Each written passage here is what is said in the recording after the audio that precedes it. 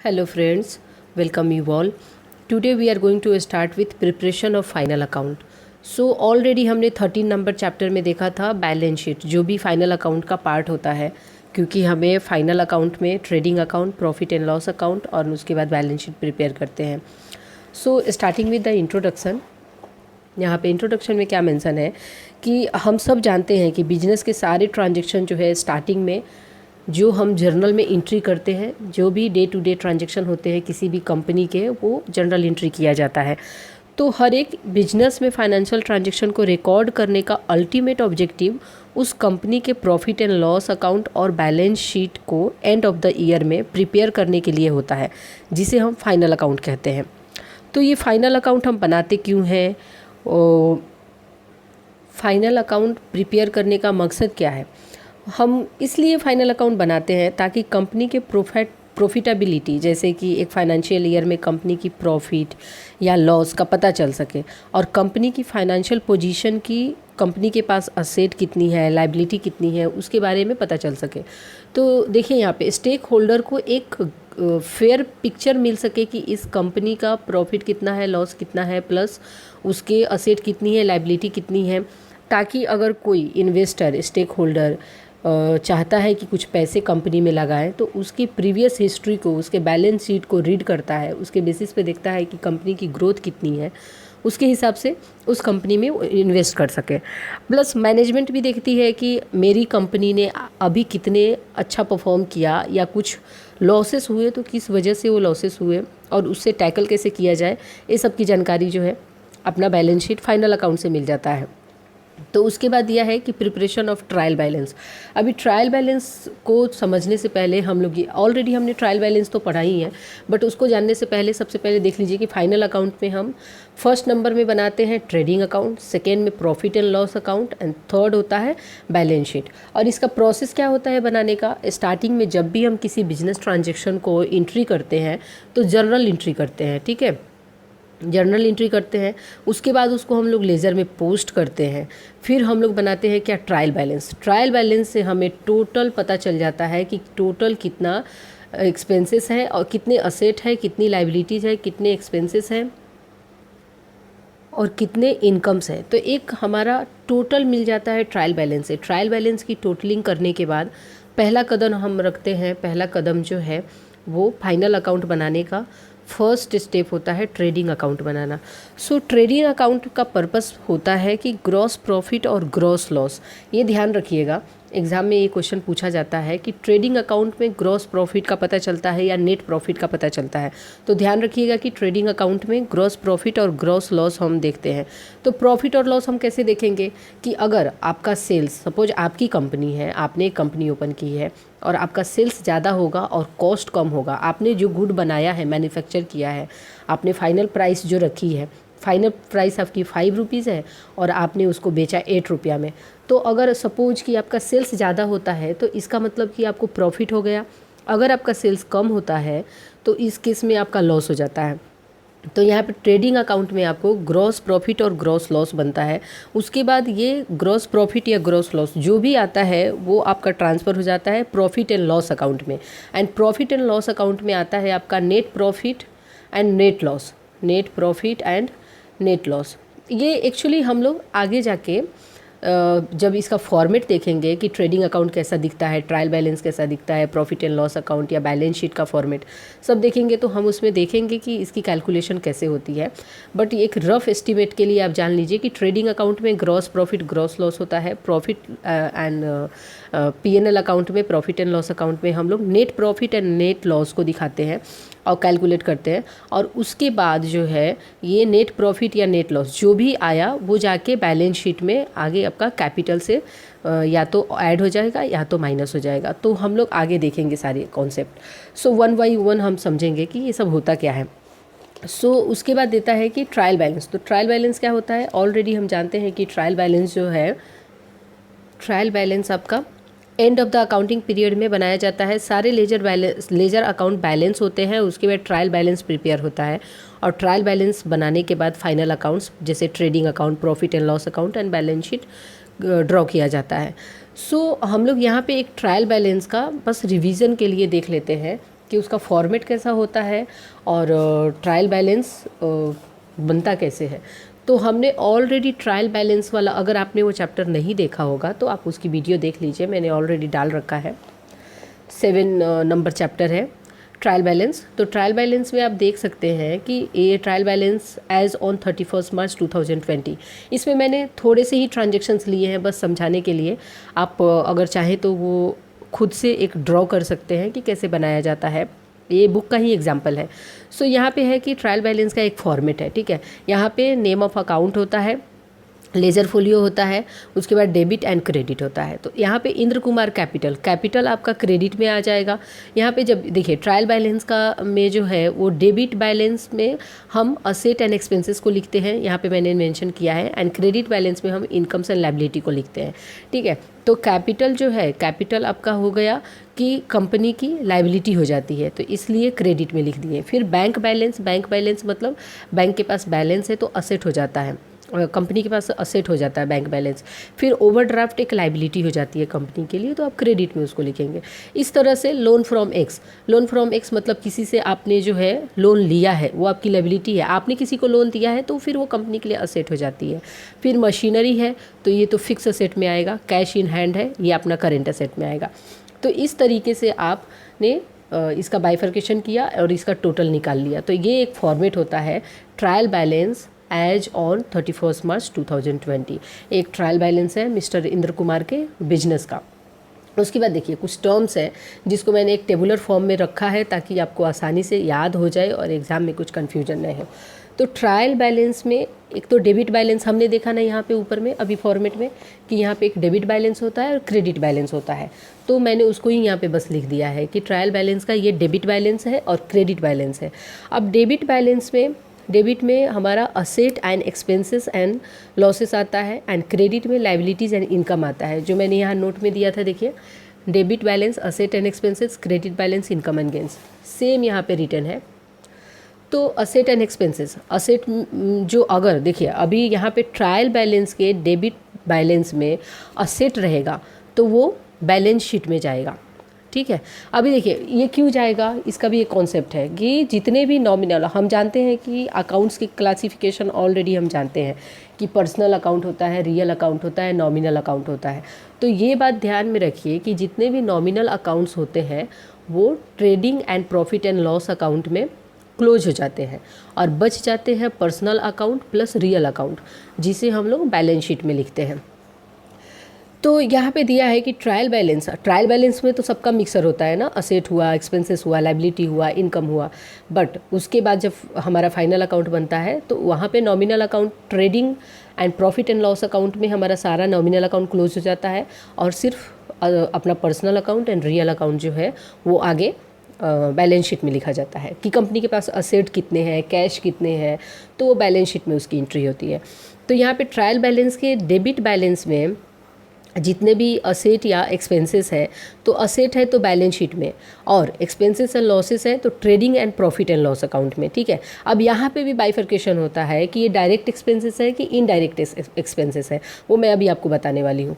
तो बस आप इतना जानिए कि एक्सपेंसेस एंड लॉसेस है तो debit side of trading and P&L account, और अगर क्रेडिट बैलेंस है तो क्रेडिट बैलेंस है तो कहाँ जाएगा, लायबिलिटी साइड में और इनकम एंड गेंस में। उसमें भी अगर आपका लायबिलिटीज़ है तो बैलेंस शीट में जाएगा, और इनकम एंड गेंस है तो वो trading and profit and loss account में जाएगा। सो एग्जाम्पल के लिए मैंने यहाँ पे बताया है कि बैलेंस शीट में असेट में क्या क्या आता है, bank balance, loan to Y, किसी को आपने लोन दिया है, मशीनरी हो गया या कैश इन हैंड हो गया। एक्सपेंसेस, कंपनी की एक्सपेंसेस या लॉसेस क्या होती है, ड्राइंग्स, या ड्राइंग्स का मतलब होता है कि प्रोप्राइटर ने अपने पर्सनल यूज़ के लिए कुछ पैसे निकालते हैं, उसको ड्राइंग्स बोलते हैं। ये भी एग्जाम में क्वेश्चन आ चुका है कि ड्राइंग क्या होता है। फिर डिस्काउंट अलाउड, आपने किसी को डिस्काउंट अलाउ किया है, डिस्काउंट दिया है, तो वो आपका लॉसेस हो गया। जब आपको डिस्काउंट मिलेगा वो आपका इनकम हो जाता है। फिर हो गया सैलरी, कुछ आपने परचेज किया, एक्सपेंसेस हो गए। लायबिलिटीज़ में आपका लायबिलिटी जाएगा बैलेंस शीट के क्रेडिट साइड में, तो फिर आपका वहाँ पे कैपिटल हो जाएगा, बैंक ओवरड्राफ्ट हो जाएगा, लोन फ्रॉम एक्स, किसी से लोन लेना भी एक लायबिलिटी है कंपनी के लिए। और इनकम्स एंड गेंस में आपका इनकम्स एंड गेन आपका trading account and P&L account में जाएगा। तो यहाँ पे डिस्काउंट रिसीव हो गया या सेल्स किए, तो सेल्स करने से आपके पास जो पैसे आए तो वो आपका इनकम हो गया। सो इस तरह से ट्रायल बैलेंस का आप ट्रायल बैलेंस से ही फाइनल अकाउंट में कैसे एंट्री कर सकते हैं उसका एक स्ट्रक्चर यहाँ पे मैंने तैयार किया है और वही बताने की कोशिश की है। ठीक है, तो अब हम लोग देख लेते हैं कि ट्रायल बैलेंस के बाद है एडजस्टमेंट एंट्री। एडजस्टमेंट एंट्री क्या होती है? तो यहाँ पे दिया है कि अगर अकाउंटिंग पीरियड ख़त्म होने के बाद कुछ ऐसी एंट्रीज़ है जो किया जाए तो उसकी एडजस्टमेंट एंट्री हम कैसे करेंगे और उसका रेक्टिफिकेशन हम कैसे करेंगे। सपोज देखिए यहाँ पे एग्जांपल दिया है कि हम जानते हैं कि फाइनेंशियल ईयर अपना अप्रैल से लेके और मार्च में ख़त्म हो जाता है। मतलब अगर 1 अप्रैल 2019 से लेके अपना 31 मार्च 2020, तो ये एक फाइनेंशियल ईयर हो जाता है।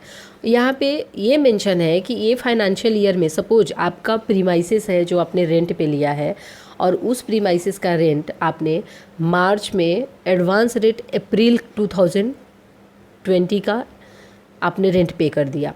2020 का रेंट आपने मार्च में ही पे कर दिया, मतलब एडवांस में पे कर दिया। तो जब एडवांस में पे कर दिया तो ये अकाउंटिंग पीरियड से तो उसका कुछ लेना देना नहीं है। ये अकाउंटिंग पीरियड 31 मार्च को ख़त्म हो रही है और आपने एडवांस में पे कर दिया है, तो उसकी एडजस्टमेंट कैसे करेंगे आप?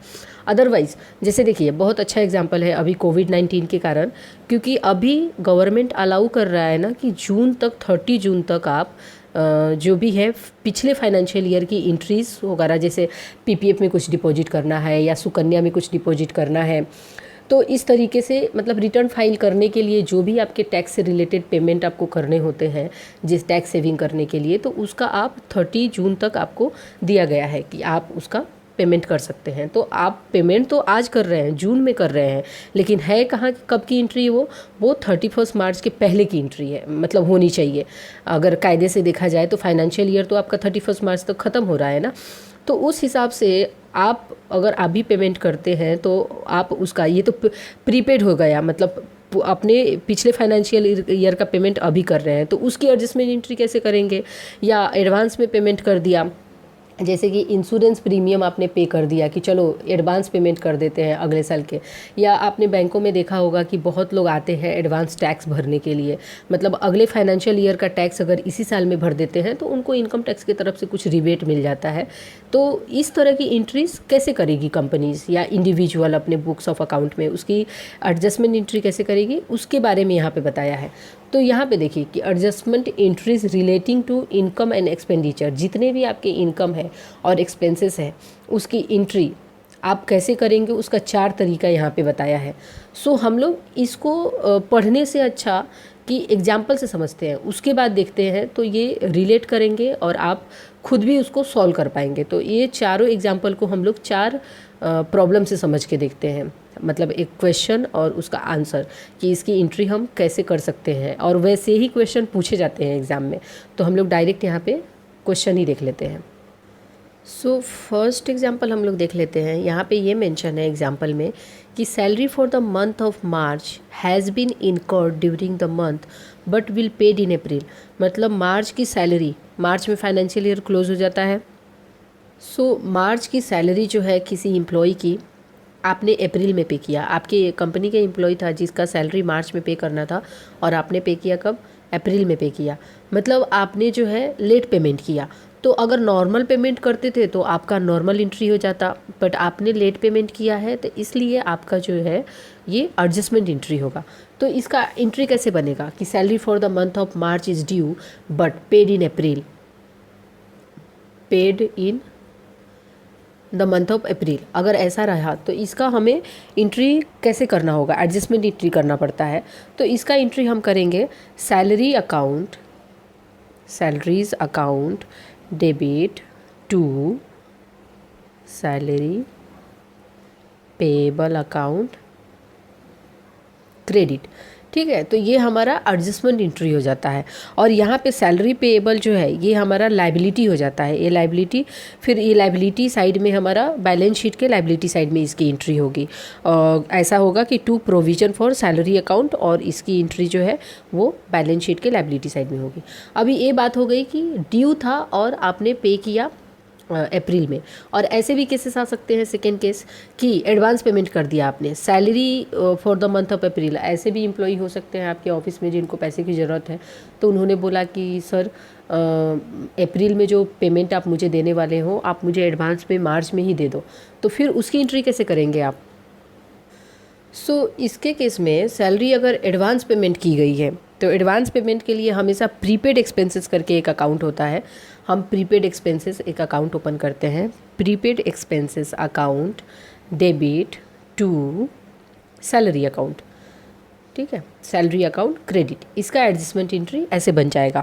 तो यहाँ पे ये जो प्रीपेड अकाउंट है, प्रीपेड एक्सपेंस मतलब एडवांस में आपने जो एक्सपेंसेस किए हैं तो वो असेट हो जाएगा, तो बैलेंस शीट और बैलेंस शीट के असेट साइड में जाएगा।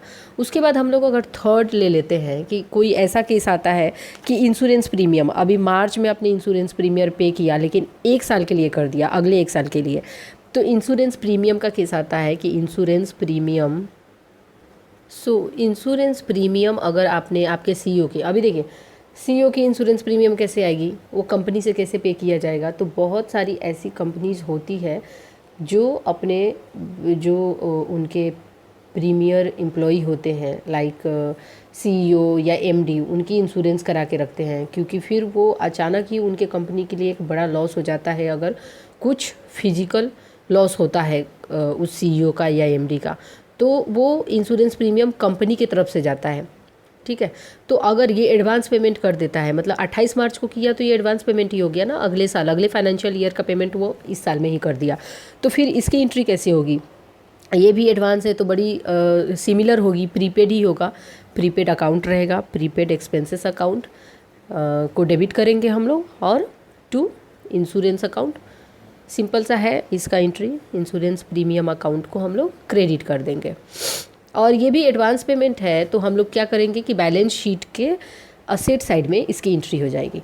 फिर फोर्थ नंबर एंट्री देख लेते हैं कि चौथा नंबर एंट्री कैसे हो सकती है। अगर रेंट की बात करेगी, अगर रेंट जो है, rent due in April receive in March, अगर आपकी कंपनी ने कुछ ऐसे असेट्स खरीदे हैं जहाँ से आपको रेंट आती है, तो उसका अप्रैल में ड्यू था और आपने जो है मार्च में ही उसने पेमेंट कर दिया, तो इसकी एंट्री कैसे करेंगे? अगर if rent due in April and received in March, in the month of March, then इसके केस में हम लोग एंट्री कैसे करेंगे? इसके केस में हो जाएगा आपका rent account debit to advance rent, क्योंकि रिसीव किया है ना, आपको रेंट आया, रिसीव अकाउंट क्रेडिट हो जाएगा। अब देखिए एडवांस रेंट रिसीव किया है, ये आपके लिए एक लाइबिलिटी बन जाएगा, तो लाइबिलिटी आपका बैलेंस शीट के लाइबिलिटी साइड में ये एडवांस रेंट रिसीव चला, इसका एंट्री हो जाएगा। हम लोग इससे पता कर सकते हैं, चारों एग्जाम्पल से हमारा एडजस्टमेंट एंट्री जो है इसका कॉन्सेप्ट क्लियर होता है। एडजस्टमेंट एंट्री के बाद हम लोग नेक्स्ट देख लेते हैं कि final account, preparation of financial statement. Financial statement prepare करने का मतलब कि ट्रायल बैलेंस से हम लोग अब trading account, profit and loss account and balance sheet बनाने के लिए अभी तैयारी कर रहे हैं, ठीक है। तो हम लोग यहाँ पे ट्रायल बैलेंस ऑलरेडी अगर किसी कंपनी का दिया हुआ है और उसके बेसिस पे हमें ट्रेडिंग अकाउंट बनाना है, तो अभी मैंने थोड़ी देर पहले आपको बोला कि ट्रेडिंग अकाउंट में आपका जो है ग्रॉस प्रॉफिट ग्रॉस लॉस का मालूम चलता है, प्रॉफिट एंड लॉस अकाउंट में नेट प्रॉफिट नेट लॉस मालूम चलता है, और बैलेंस शीट में आपका असेट एंड लायबिलिटीज़ कितने हैं, क्या है कंपनी के पास, उसका पता चलता है। हमने ये भी देखा था कि डायरेक्ट एक्सपेंसेस होते हैं और इनडायरेक्ट एक्सपेंसेस होते हैं। तो हमारा जितने भी डायरेक्ट एक्सपेंसेस है वो सब ट्रेडिंग अकाउंट में लिखे जाते हैं, और जितने भी इनडायरेक्ट हैं वो प्रॉफिट एंड लॉस अकाउंट में लिखे जाते हैं। तो डायरेक्ट एक्सपेंसेस या डायरेक्ट लॉस होता क्या है वो पहले हम देख लेते हैं। एक्सपेंसेस का मतलब आपको पता है ना, एक्सपेंसेस का मतलब खर्चा। तो एक्सपेंसेस का मतलब खर्चा, तो कंपनी में कितने खर्चे हुए। सपोज ये कंपनी का एक मैन्युफैक्चरिंग कंपनी है, तो कंपनी का ये एक फैक्ट्री है सपोज।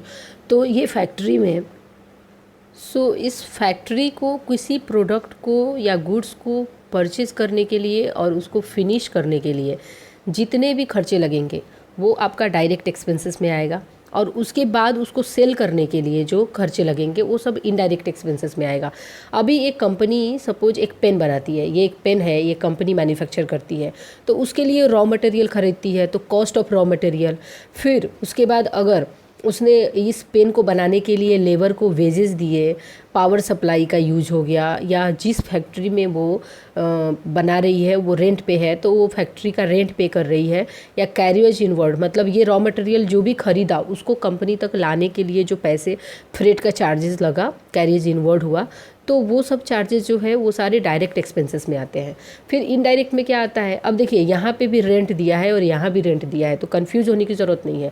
ये रेंट ऑफ फैक्ट्री है, मतलब कंपनी ने अपने ये गुड्स को तैयार करने के लिए, पेन को तैयार करने के लिए जो फैक्ट्री में अपना मैन्युफैक्चरिंग का उसने एक फैक्ट्री लगा रखा है तो उसका रेंट पे कर रहा है। लेकिन यहाँ पे रेंट की बात हो रही है जो प्रीमाइसेस उसने लिया है अपने सेल्स ऑफिस के लिए, जो डे टू डे ये पेन को बेचेगा, तो उसके लिए जो उसका कंपनी है उसका रेंट पे करता है, जहाँ पे उसके एम्प्लॉय बैठते हैं, पे अपना बेचते हैं ये, तो इनडायरेक्ट एक्सपेंसेस में आता है। ये जो एम्प्लॉय सेल करेंगे उनको सैलरी, वहाँ पे इलेक्ट्रिसिटी बिल जो लगता है उसका रेंट लगता है, या कैरियर्स आउटवर्ड मतलब कंपनी से लाने के लिए, कंपनी में मैन्युफैक्चर तो होगा या पेन, बट अभी साइट पे तो लाएंगे तभी तो बिकेगा, तो कैरियर्स आउटवर्ड हो गया। फिर यूटिलिटी बिल में आपका सारे इलेक्ट्रिसिटी हो गया, फ़ोन बिल हो गया, जितने भी यूटिलिटी यूज़ करने पे बिल्स आते हैं वो सारे आपके इनडायरेक्ट हो जाएंगे, इनडायरेक्ट एक्सपेंसेस हो जाएंगे।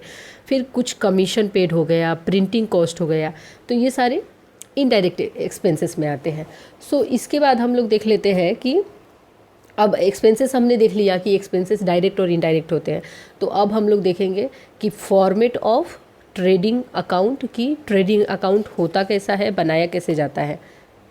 सो ये ट्रेडिंग अकाउंट का फॉर्मेट है। ऑलरेडी मैंने बताया है कि नॉमिनल अकाउंट यहाँ पे ट्रेडिंग अकाउंट में लिखे जाते हैं, यहाँ पे क्लोज हो जाते हैं, और जितने भी डायरेक्ट एक्सपेंसेस, ये ध्यान रखिए, नॉमिनल अकाउंट की एंट्री होती है और डायरेक्ट एक्सपेंसेस की एंट्री होती है।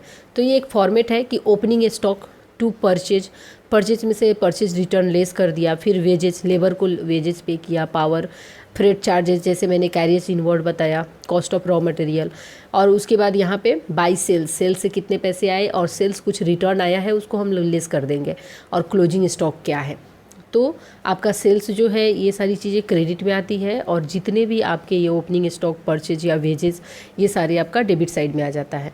अब देखिए यहाँ पे सेल्स अगर ज़्यादा होता है, आपकी कंपनी की सेल्स ज़्यादा होती है, कॉस्ट से, कॉस्ट ऑफ गुड्स से सेल्स आपकी ज़्यादा हो गई तो आपका प्रॉफिट होगा।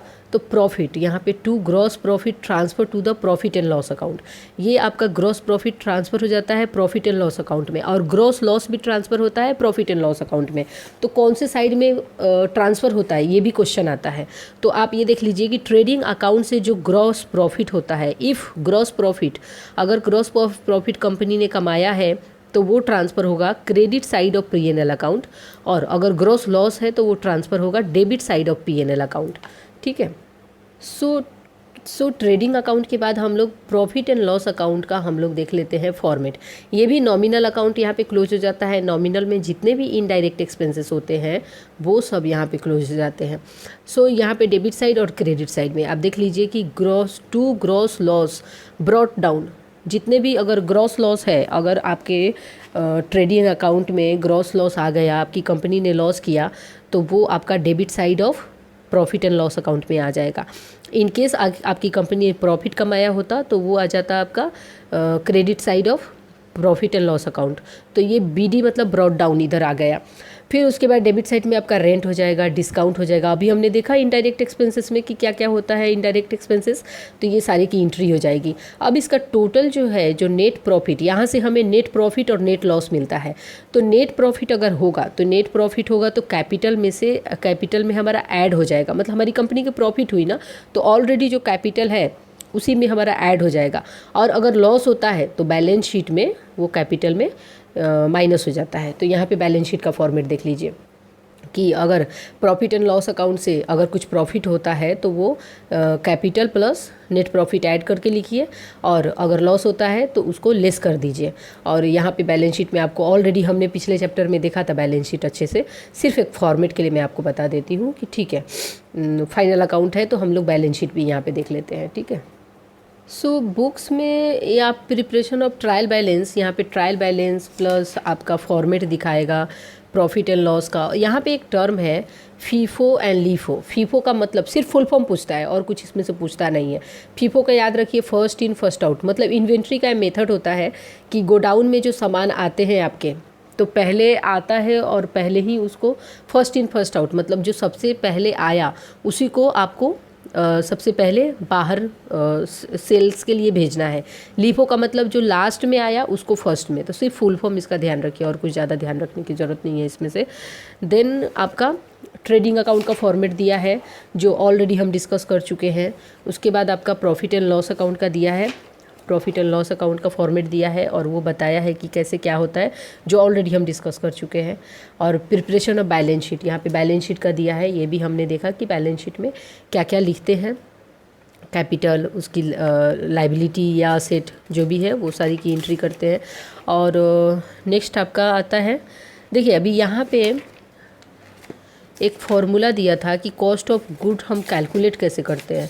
ठीक है, अभी यहाँ देखिए cost of goods, cost of goods को कैलकुलेट करते हैं purchase plus opening stock minus closing stock plus expenses. Direct ये फॉर्मूला दिया है, लेकिन क्वेश्चन जो आते हैं, सपोज आ जाएगा कि नेट सेल्स बताइए कितना है कंपनी का, तो कैसे निकालेंगे, तो उसके डिफरेंट टाइप के फॉर्मूला है और ये भी फॉर्मूला कैसे काम करेगा वो हम लोग देख लेते हैं।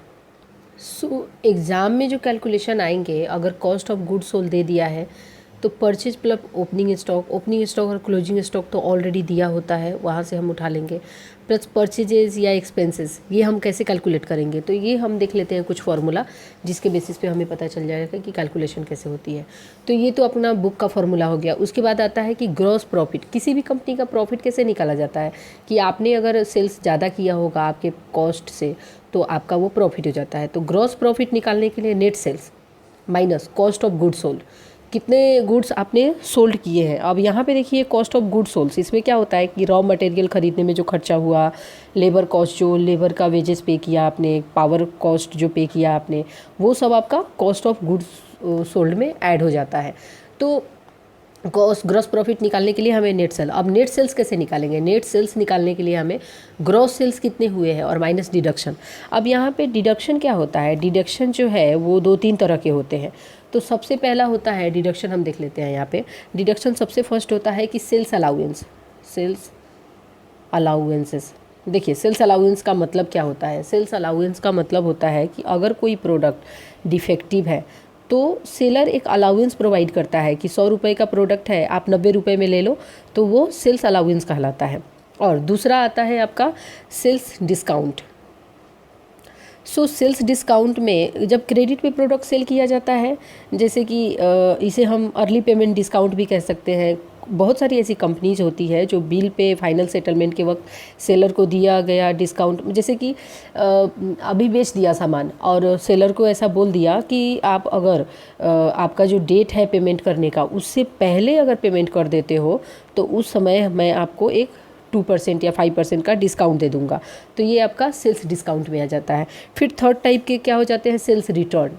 ये डिडक्शन की बात हम लोग कर रहे हैं कि कितने टाइप के डिडक्शन होते हैं जो हमें ग्रॉस सेल्स में से माइनस करना पड़ता है ताकि हम नेट सेल्स निकाल सकें। तो उसके बाद आता है कि सेल्स रिटर्न। तो सेल्स रिटर्न का मतलब आपका होता है कि जो प्रोडक्ट आपने बेचा था वो प्रोडक्ट कस्टमर अगर रिटर्न करता है तो उसे रिफ़ंड दिया जाता है, तो इसे हम सेल्स रिटर्न के नाम देंगे। फिर सेल्स जो भी किया है उस पर टैक्स पे करना होगा। तो ये सारे डिडक्शन के बाद जो अमाउंट आता है वो ग्रॉस प्रॉफिट कहलाता है। ये डिडक्शन ग्रॉस सेल्स में से अगर माइनस कर देते हैं तो वो नेट सेल्स कहलाता है, कि एक्चुअल सेल्स हमारा कितना हुआ है उसकी जानकारी हमें यहाँ से नेट सेल्स से मिल जाती है। उसके बाद नेट सेल्स की बात हो गई, तो नेट परचेज क्या होता है। नेट परचेज का मतलब कि ऑल परचेज, मतलब ग्रॉस परचेज, जैसे कि total purchase minus purchase return. Purchase return में रिटर्न्स होते हैं प्लस डिस्काउंट होते हैं, कि आपने कुछ डिस्काउंट वगैरह दिया है तो वो सारी चीज़ें इसमें, परचेज करते समय आपको कुछ डिस्काउंट मिला है तो वो सारी चीज़ें इसमें आ जाती है। ठीक है, तो ये नेट परचेज हम लोग निकाल लेते हैं। सो ये सारे फॉर्मूले याद रखिए, प्लस आप यहाँ पे जो फॉर्मेट आपने देखा बस वही यहाँ पे है, बाकी इसमें एक्स्ट्रा कुछ है नहीं। जो हम लोग देखें कि बैलेंस शीट हमने ऑलरेडी 30 नंबर चैप्टर में किया है, सो यहाँ पे अगर क्वेश्चन पूछे जाएंगे कि सपोज क्वेश्चन आता है एग्ज़ाम में, ऐसा क्वेश्चन होता है कि कोई एक बिजनेस एंटिटी है और उसका नेट सेल्स जो है वो लेस देन कॉस्ट है, कॉस्ट ऑफ सेल्स है, कॉस्ट ऑफ गुड्स है। तो अगर उसका जो भी नेट सेल्स है, net sales less than cost, cost price से ये जो है कम है, तो इस केस में कंपनी को प्रॉफिट होगा, ग्रॉस प्रॉफिट होगा, ग्रॉस लॉस होगा, नेट प्रॉफिट होगा कि नेट लॉस होगा।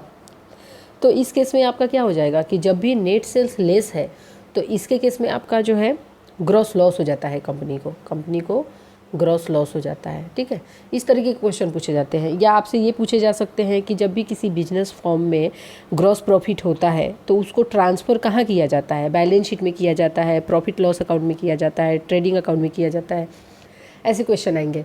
तो सपोज किसी ग्रॉस प्रॉफिट और ग्रॉस लॉस हमने देखा था ना कि ट्रेडिंग अकाउंट में ग्रॉस प्रॉफिट और ग्रॉस लॉस होता है और उसको हम लोग ट्रांसफ़र करते हैं कहाँ पे, पीएनएल अकाउंट में।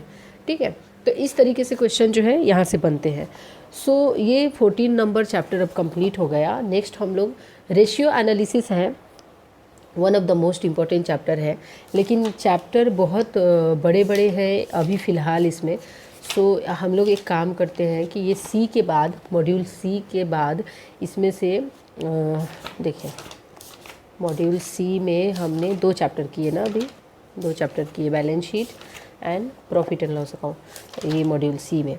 तो balance sheet and preparation of final account. अब इसमें जो है 15, 16, 17, 18, 19 ये चैप्टर्स को हम लोग मॉड्यूल डी करने के बाद करेंगे। ठीक है, तो मॉड्यूल डी हम लोग करेंगे, थ्योरेटिकल है, इक्वल इम्पोर्टेंस है, वेटेज उतना ही है। तो हम लोग मॉड्यूल डी करेंगे क्योंकि वो जल्दी ख़त्म हो जाएगा, उसके बाद हम लोग बाकी ये सारे चैप्टर्स देखेंगे। Thank you so much for watching this video.